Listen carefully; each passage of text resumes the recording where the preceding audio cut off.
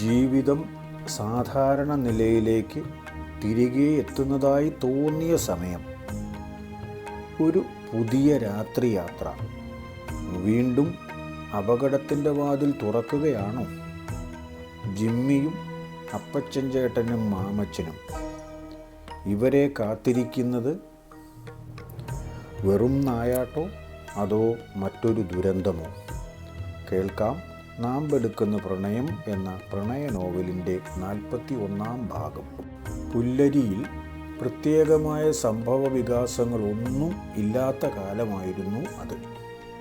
അപൂർവമായല്ലേ അങ്ങനെ ഉണ്ടാകാറുള്ളൂ. വെള്ളപ്പൊക്കങ്ങളോ വരൾച്ചകളോ മറ്റു തരത്തിലുള്ള പ്രശ്നങ്ങളോ ഒന്നുമില്ല. അതുകൊണ്ട് തന്നെ ദിവസങ്ങൾ സാധാരണയിലും വേഗത്തിൽ തന്നെ ഓടിയോടി പോകുന്നുണ്ടായിരുന്നു. ഇത്ര വേഗത്തിൽ എന്തിനാണ് ദിവസങ്ങൾ പോകുന്നത് എന്ന് തോന്നാം. പക്ഷേ അതങ്ങനെയാണ്. ജിമ്മിക്ക് വിശ്രമം പറഞ്ഞിരുന്ന ദിവസങ്ങൾ കഴിഞ്ഞു. തലയിലെ മുറിവ് പൂർണ്ണമായും ഉണങ്ങി. അവിടെ തൊട്ടു നോക്കിയാൽ പോലും വേദനയൊന്നുമില്ല. മറ്റു തരത്തിലുള്ള അസ്വസ്ഥതകളും ഒന്നുമില്ല. കുത്തിക്കെട്ടിയത് എടുക്കേണ്ടാത്ത തരം നൂലുകൊണ്ടായതിനാൽ അതിനു വേണ്ടിയും ആശുപത്രിയിലേക്ക് പോകേണ്ടതില്ല. മുൻപൊരിക്കൽ പോയപ്പോൾ പറഞ്ഞത് വിശ്രമിക്കാൻ പറഞ്ഞ ദിവസങ്ങൾ കഴിഞ്ഞാൽ ജോലിക്ക് പോയി തുടങ്ങാം എന്നാണ്. ഡോക്ടർമാർ വിശ്രമം പറഞ്ഞിരുന്ന കാലാവധി ഇന്നലെ കൊണ്ട് അവസാനിച്ചു. ജോലിക്ക് പോകാത്തതുകൊണ്ട് വീർപ്പ് മുട്ടിക്കഴിഞ്ഞിരുന്ന ജിമ്മിക്ക് പിറ്റേന്ന് മുതൽ തന്നെ ജോലിക്ക് പോകാതിരിക്കാൻ കഴിയില്ലല്ലോ. ലീവായിരുന്ന കാലഘട്ടത്തിലെ മുടങ്ങിക്കിടന്ന വർക്കെല്ലാം തീർക്കാനുണ്ടായിരുന്നതുകൊണ്ട് കുറേയേറെ ദിവസങ്ങളിലേക്ക് അയാൾക്ക് വിശ്രമമേ ഉണ്ടായിരുന്നില്ല. സിൽവി പിന്നെ സോജനെ എവിടുന്നും കണ്ടില്ല. കാണണമെന്ന് അവൾ ആഗ്രഹിച്ചുമില്ല. എന്തിനാന്നേ വെറുതെ മനസ്സിന് വിഷമമുണ്ടാക്കുന്നേ? അവൻ്റെ ആഗ്രഹം പോലെ എന്തായാലും തനിക്ക് പ്രവർത്തിക്കാൻ കഴിയില്ല. അതുകൊണ്ട് കാണാത്തത് നന്നായി. പരീക്ഷ തുടങ്ങുന്നതിന് മുൻപ് മനസമാധാനക്കേട് ഉണ്ടാവുകയില്ലല്ലോ. സിൽവിയുടെ 2-ാം വർഷ പരീക്ഷ തുടങ്ങി. എഴുത്തു പരീക്ഷ അധികമില്ലായിരുന്നു. അതിൽ കൂടുതലും 1-ാം വർഷം കൊണ്ട് കഴിഞ്ഞു. ഇക്കൊല്ലം കൂടുതലും പ്രായോഗിക പരീക്ഷയായിരുന്നു ഉണ്ടായിരുന്നത്. ഇത് രണ്ടിലും സാമാന്യം നല്ല പ്രകടനം കാഴ്ചവെക്കാൻ അവൾക്ക് കഴിഞ്ഞു. അതുകൊണ്ട് നല്ല മാർക്കോടുകൂടി ജയിക്കുമെന്ന് ഉത്തമ വിശ്വാസത്തിലാണ് പരീക്ഷയ്ക്ക് ശേഷം അവൾ വീട്ടിലേക്ക് പോയത്. പരീക്ഷ കഴിഞ്ഞ വിവരം ചാച്ചനോട് പറഞ്ഞപ്പോൾ എങ്ങനെയുണ്ടായിരുന്നടീ കൊച്ചേ, ജയിക്കുമോ എന്ന് മാത്രമേ ചോദിച്ചുള്ളൂ. ജയിക്കുമെന്ന് ഉറപ്പ് പറയുകയും ചെയ്തു. റിസൾട്ട് 1 മാസത്തിന് ശേഷം വരുമെന്നുകൂടി അന്നേരം പറഞ്ഞു. സിൽവിക്ക് വേണ്ടി അന്ന് പറഞ്ഞ സ്കൂളിലെ ജോലിയുടെ കാര്യം ഒരിക്കൽ കൂടി ഓർമ്മിപ്പിച്ച് ഉറപ്പാക്കി വയ്ക്കണം. ഇല്ലെങ്കിൽ താൻ പറഞ്ഞത് ഓർക്കാതെ അച്ഛൻ വേറെ ആർക്കെങ്കിലും വാക്ക് കൊടുത്താലോ? അപ്പച്ചൻ ചേട്ടൻ സ്കൂളിൻ്റെ മാനേജർ അച്ഛനെ പോയി കണ്ടു. ഇടവക വികാരി തന്നെയാണ് സ്കൂൾ മാനേജർ. സിൽവിയുടെ കാര്യം നേരത്തെ തന്നെ അവതരിപ്പിച്ചിരുന്നതാണല്ലോ എന്ന് ഓർമ്മിപ്പിക്കാനാണ് പോയത്. ആദ്യം അച്ഛൻ പറഞ്ഞിരുന്നത് പഠനമൊക്കെ കഴിയാറാകട്ടെ, അപ്പോഴേക്കും നമുക്ക് വേണ്ടത് ചെയ്യാം എന്നാണ്. നിങ്ങൾ വിഷമിക്കേണ്ട, എനിക്ക് ഏതായാലും 3 കൊല്ലം കഴിയാതെ മാറ്റമുണ്ടാവുകയില്ല എന്നുകൂടി പറഞ്ഞു. അതിൻ പ്രകാരമാണ് പരീക്ഷ കഴിഞ്ഞതിന് ശേഷം പോയി കണ്ടത്. തന്നെയുമല്ല, കൊടുക്കേണ്ട തുകയുടെ കാര്യം പറഞ്ഞതുമില്ല. അതും തീരുമാനമാക്കണ്ടേ? അടുത്ത വർഷം അവസാനം പിരിയുന്ന നമ്മുടെ ഉണ്ണിമാഷിനെ കൊണ്ട് ലീവ് എടുപ്പിക്കാം, ഒരു 6 മാസത്തേക്ക് എന്നാണ് ഞാൻ വിചാരിച്ചിരുന്നത്. മാഷോട് പറഞ്ഞു വെച്ചതുമാണ്. പക്ഷേ ഇപ്പോൾ ഒരു ടീച്ചർക്ക് മെറ്റേണിറ്റി ലീവ് അടുത്ത വർഷം ആദ്യം തന്നെ എടുക്കേണ്ടി വരും. അപ്പോൾ ഒരാളുടെ ഒഴിവ് അവിടെ വരും. ആ ലീവിൽ സിൽവിക്ക് പഠിപ്പിക്കാൻ കയറാം. ക്ലെയിം ആവുകയും ചെയ്യും. ഇവിടെ ക്ലെയിമുള്ള വേറെ ആരുമില്ല താനും. അതുകൊണ്ട് ഉണ്ണിമാഷ് പിരിയുന്ന ഒഴിവിൽ സിൽവിക്ക് ജോലിക്ക് കയറാം. എന്താ, അതുപോരെ? അത് മതി അച്ഛാ, അത്രയും മതി. അപ്പോഴത്തേക്കല്ലേ അവളുടെ റിസൾട്ടും വരികയുള്ളൂ. ഏതായാലും എത്രയാണ് ഞാൻ തരേണ്ടത് എന്ന് കൃത്യമായി അച്ഛനൊന്നും പറഞ്ഞില്ല. എനിക്ക് കരുതി വയ്ക്കാൻ വേണ്ടിയാണ്. അധികമൊന്നും നീക്കിയിരിപ്പ് കയ്യിലില്ല. ആളുകളുടെ വിചാരം പോലെയൊന്നുമല്ല യഥാർത്ഥ കാര്യം. കരുതിയില്ലെങ്കിൽ പിന്നെ അന്നേരം വിഷമമാവുകയില്ലേ? അതൊന്നുമില്ല അപ്പച്ച. തന്നെ ഞാൻ നേരത്തെ മുതലേ കാണുന്നതല്ലേ. ഞാൻ ഈ ഇടവകയിൽ വന്നിട്ട് കുറച്ചു നാളായല്ലോ. നേരത്തെ ഉണ്ടായിരുന്ന വൈദികർ പറഞ്ഞതും അറിയാം. ഇതുവരെയുള്ള എൻ്റെ അനുഭവം വെച്ചും ഞാൻ നിങ്ങളെപ്പറ്റിയൊക്കെ വ്യക്തമായി മനസ്സിലാക്കി വച്ചിട്ടുണ്ട്. അതുകൊണ്ട് ഇങ്ങോട്ട് തരാനുള്ളത് ഏതെങ്കിലും കാരണവശാൽ ലേശം വൈകിയാലും എനിക്ക് പ്രശ്നമൊന്നുമില്ല. ഞാൻ രൂപ തന്നോട് ചോദിക്കുകയുമില്ല. എന്താ? എന്നാൽ പിന്നെ ഞാൻ ഇറങ്ങിക്കോട്ടെ അച്ചു. എന്തെങ്കിലും വിവരമുണ്ടെങ്കിൽ ആരോടെങ്കിലും ഒന്ന് പറഞ്ഞു വിട്ടാൽ മതി. ഞാൻ ടപ്പേന്ന് ഇങ്ങെത്തിക്കൊള്ളാം. എന്നാൽ ശരി, അടുത്ത പ്രാവശ്യം വരുമ്പോൾ സിൽവിയെ കൂടി കൂട്ടിക്കൂ. പുതിയ ടീച്ചറെ എനിക്കൊന്ന് കാണുകയും ചെയ്യാമല്ലോ. അല്ലാതെ ഞാൻ കാണുന്നത് പള്ളിയിൽ കുറച്ചു പുറകിൽ നിൽക്കുന്നതല്ലേ. ഇതിപ്പോൾ ഒരു ചെറിയ ഇൻ്റർവ്യൂ ആയിക്കോട്ടെ. ഉടനെ തന്നെ അപ്പച്ചൻ ചേട്ടൻ അവിടെ നിന്നും ഇറങ്ങി നേരെ കടയിലേക്ക് പോയി. അച്ഛന്മാരുടെ അടുത്ത് അത്യാവശ്യത്തിന് മാത്രം പോകുന്നതാണ് അപ്പച്ചൻ ചേട്ടൻ്റെ സ്വഭാവം. ചുമ്മാ പോയി അവരോട് വർത്തമാനം പറഞ്ഞുകൊണ്ടിരിക്കാൻ അയാൾക്ക് ഒട്ടും താല്പര്യമില്ല. സാധാരണക്കാരുമായി സംസാരിക്കുന്ന കാര്യങ്ങൾ പലതും അവരോട് സംസാരിക്കാനും പറ്റില്ല. പിന്നെ മറ്റാരുടെയെങ്കിലും കുറ്റങ്ങളോ കുറവുകളോ പറയുന്ന സ്വഭാവം അപ്പച്ചൻ ചേട്ടന് ഇല്ലതാനും. മറ്റുള്ളവരുടെ കാര്യങ്ങൾ അറിയാനും താല്പര്യം വളരെ കുറവാണ്. തനിക്ക് തൻ്റെ കാര്യങ്ങൾ തന്നെ ധാരാളമുണ്ടല്ലോ എന്ന മട്ടാണ് അപ്പച്ചന്. ചെറുപ്പം മുതലേ അയാൾ അങ്ങനെയാണ്. പിന്നെ ഇപ്പോഴായിട്ട് മാറണമെന്ന് വെച്ചാൽ നടക്കുമോ? അതുകൊണ്ട് പള്ളിയിൽ പോയാൽ എത്രയും വേഗം അച്ഛൻ്റെ അടുത്തു നിന്നും രക്ഷപ്പെടും.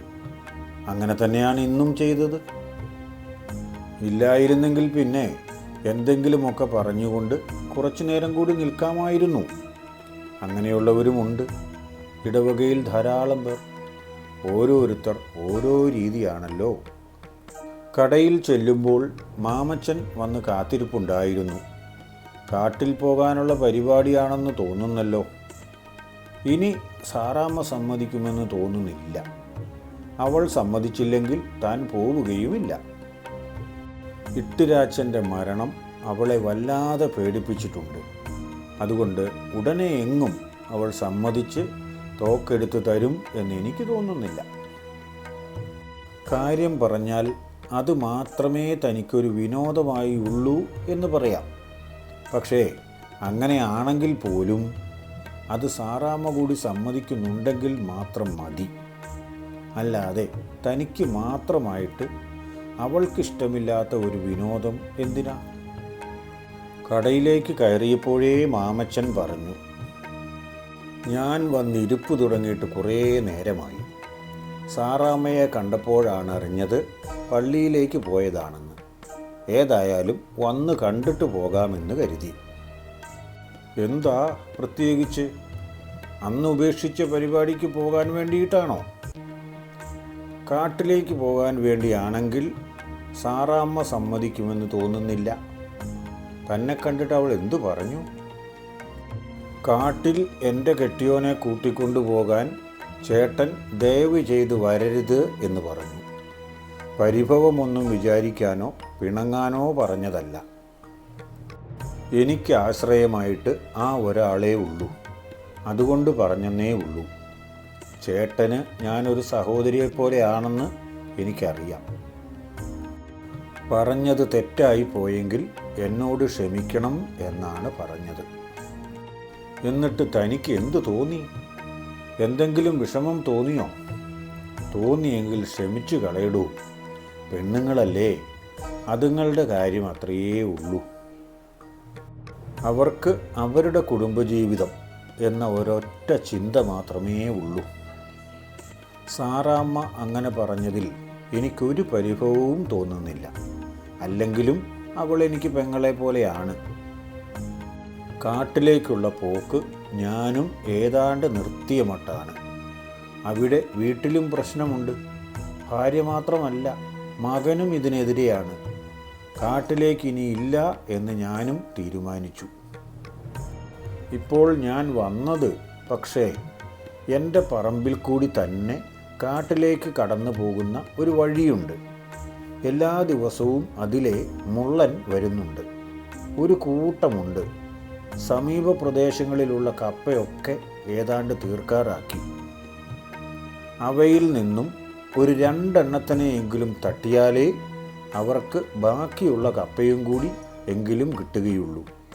അതുകൊണ്ട് നമുക്കൊന്ന് ഒളികെട്ടി ഇരിക്കണം. അത് നല്ല ആശയമാണ്. എത്ര പേർക്കിരിക്കാനുള്ള സൗകര്യമുണ്ടാകും ഒളികെട്ടിയതിൽ? 3 പേർക്കിരിക്കാൻ സൗകര്യമുണ്ടെങ്കിൽ നമുക്ക് ജിമ്മി സാറിനെ കൂടി കൂട്ടാമായിരുന്നു. സാറിന് വലിയ താല്പര്യമാണ് നായാട്ടിന് പോകാൻ. എന്നാൽ പേടിയുമാണ്. അന്നുണ്ടായിരുന്ന പേടി കുറച്ചും കൂടി കൂടിക്കാണും ഇപ്പോൾ. നമുക്ക് സാറിനെ കൂടി കൂട്ടാം. പോന്നോട്ടെ. 4 പേർക്കെങ്കിലും ഇരിക്കാനുള്ള സൗകര്യമുണ്ട് ഒളികെട്ടിയതിൽ. നിലാവുദിക്കുന്ന സമയമാകുമ്പോഴേക്കും അവന്മാരിറങ്ങും.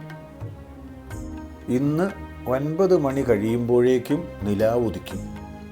അധികം താമസിക്കാതെ തന്നെ 2 എണ്ണത്തിനെ അടിച്ചെടുത്ത് നമുക്ക് പോരാം.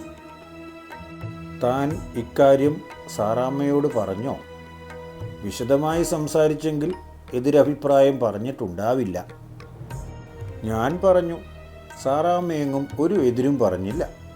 അതിനാണെങ്കിൽ പൊയ്ക്കോട്ടെ എന്നാണ് പറഞ്ഞത്. താൻ ചെല്ല്, അവർ സന്തോഷമായി തോക്കെടുത്ത് തരും. ജിമ്മി സാറിൻ്റെ അമ്മയോടും പറഞ്ഞു. അല്ല, സാറിൻ്റെ പരിക്ക് ഭേദമായോ? അതൊക്കെ ഭേദമായി. അയാൾ ഓഫീസിൽ പോകാൻ തുടങ്ങി. ആളുഷാറായി. അപ്പോൾ ഞങ്ങൾ സന്ധ്യ കഴിയുമ്പോഴേക്കും അവിടെ എത്തിയേക്കാം. ഏതായാലും ഞാനൊന്ന് നേരിട്ട് സാറാമ്മയോട് ചോദിച്ചോളട്ടെ. ഇപ്പോൾ വരാം, താൻ ഇരിക്കെ. അപ്പച്ചൻ ചേട്ടൻ സാറാമ്മയോട് ചോദിച്ചു. അനുവാദം മേടിച്ചതിന് ശേഷം ജിമ്മിയോടും വിവരമറിയിച്ചു. ജിമ്മിക്ക് വളരെ സന്തോഷമായി. വൈകുന്നേരം ഓഫീസ് കഴിഞ്ഞ് വന്ന പാടെ പോകാമെന്ന് പറഞ്ഞു. അന്നമ്മച്ചേടത്തിയോട് വിവരം പറഞ്ഞ് ബോധ്യപ്പെടുത്താൻ ഇച്ചിരി വിഷമിച്ചു. കാട്ടിനുള്ളിലേക്ക് പോകുന്നില്ല എന്നും അപ്പച്ചൻ ചേട്ടൻ്റെ കൂടെയാണ് പോകുന്നത് എന്നും തീർച്ച പറഞ്ഞു. പറയുന്നത് സത്യമാണെന്ന് പലവട്ടം ആണയിട്ട് പറഞ്ഞപ്പോൾ ജിമ്മിക്ക് പോകാനുള്ള അനുവാദം കൊടുത്തു. അപ്പച്ചൻ ചേട്ടൻ പറഞ്ഞ സമയത്തിന് കുറച്ച് മുൻപ് തന്നെ ജിമ്മി പടവിൽ വീട്ടിലേക്ക് എത്തി. പോകാൻ സമയമായപ്പോൾ സാധാരണ പോലെ അപ്പച്ചൻ സാറാമ്മയുടെ നേരെ കൈ നീട്ടി. നിന്റെ കൈകൊണ്ട് തോക്കെടുത്ത് തന്നാലേ ഞാൻ പോകുകയുള്ളൂ എന്ന് പറയുന്നതിനുള്ള ആംഗ്യ ഭാഷയാണ് അതെന്ന് സാറാമ്മയ്ക്കറിയാം. സാറാമ്മ തോക്കെടുത്തു അപ്പച്ചൻ ചേട്ടൻ്റെ കയ്യിൽ കൊടുക്കുകയും ചെയ്തു. സന്ധ്യയ്ക്ക് മുമ്പ് തന്നെ അവർ 2 പേരും അപ്പച്ചൻ ചേട്ടൻ്റെ ജീപ്പിൽ മാമച്ചൻ ചേട്ടൻ്റെ വീട്ടിലേക്ക് പുറപ്പെട്ടു. കാട്ടിലേക്കില്ലെന്ന് മാമച്ചൻ വെറുതെ പറഞ്ഞതായിരിക്കുമോ? ഇട്ടിരാച്ചന് പറ്റിയ പോലെ വല്ല അപകടവും ഇവരെയും കാത്തിരിക്കുന്നുണ്ടാവുമോ? അറിയാം അടുത്ത ഭാഗത്തിൽ. ഈ ഭാഗം ഇഷ്ടമായെങ്കിൽ വീഡിയോ ലൈക്ക് ചെയ്യാനും ഒരാൾക്കെങ്കിലും ഷെയർ ചെയ്യാനും മറക്കല്ലേ. നിങ്ങളുടെ അഭിപ്രായങ്ങൾ കമൻ്റായി അറിയിക്കാൻ ഓർമ്മിക്കണേ. നാൻപെടുക്കുന്ന പ്രണയത്തിൻ്റെ അടുത്ത ഭാഗവുമായി മറ്റന്നാൾ കാണുന്നതുവരെ നിങ്ങൾക്കെല്ലാവർക്കും നല്ലത് സംഭവിക്കണമെന്ന് ആഗ്രഹിക്കുന്നു. എല്ലാവരുടെയും നന്മയ്ക്കായി പ്രാർത്ഥിക്കുകയും ചെയ്യുന്നു.